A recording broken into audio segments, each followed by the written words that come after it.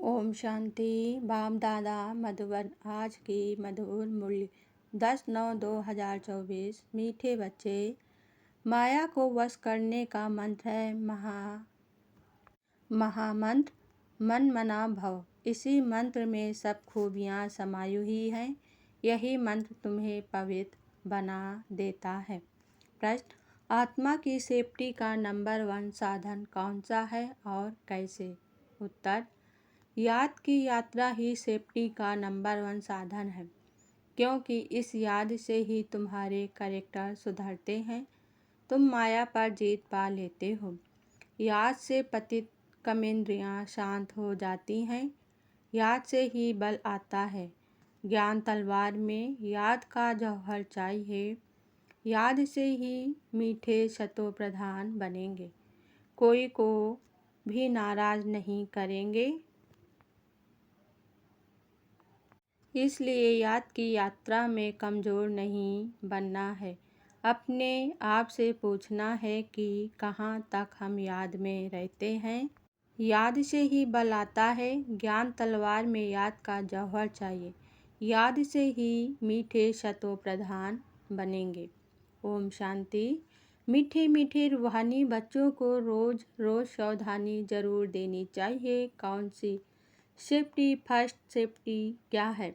याद की यात्रा से तुम बहुत सेफ रहते हो। मूल बात ही बच्चों के लिए यह है, बाप ने समझाया है। तुम बच्चे जितना याद की यात्रा में तत्पर रहेंगे, उतनी खुशी भी रहेगी।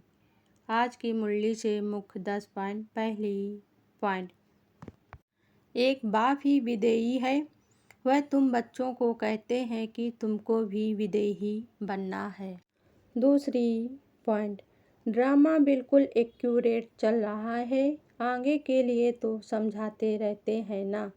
तीसरी पॉइंट, जितना जितना याद में रहेंगे उतना बड़ी मीठी बनते जाएंगे। तुम शतो प्रधान थे तो बहुत मीठे थे। चौथी पॉइंट, सब खत्म हो जाएंगे। ये पुरानी दुनिया है ना, जो भी 84 लाख योनियाँ हैं, यह सब खत्म हो जानी है।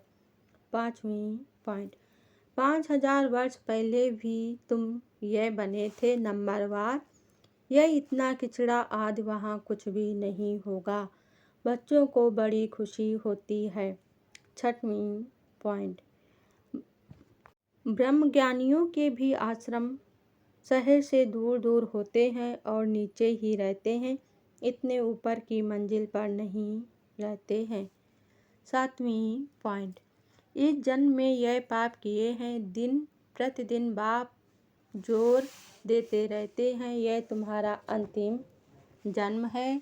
तमो प्रधान से पाप तो जरूर होते होंगे ना।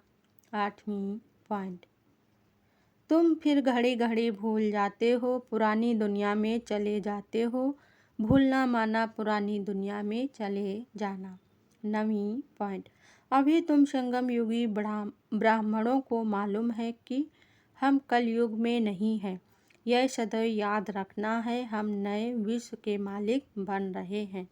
10वीं पॉइंट, भगवान उनको पढ़ाते हैं, उनका नाम है शिव। शिव बाबा ही हमको स्वर्ग की बादशाही देते हैं। क्या सब भगवान ही भगवान हैं? भगवान अनलिमिटेड तो नहीं होंगे ना। अच्छा, धारणा के लिए मुख्य सार। पहली पॉइंट, ऐसा मीठा वातावरण बनाना है जिसमें कोई भी नाराज ना हो। बाप समान विदेही बनने का पुरुषार्थ करना है। याद के बल से अपना स्वभाव मीठा और कर्मेंद्रियाँ शांत करनी है। दूसरी पॉइंट, सदा इसी नशे में रहना है कि अभी हम संगम युगी हैं, कलयुगी नहीं। बाप हमें नए विश्व का मालिक बनाने के लिए पढ़ा रहे हैं। अशुद्ध ख्यालात समाप्त कर देने हैं।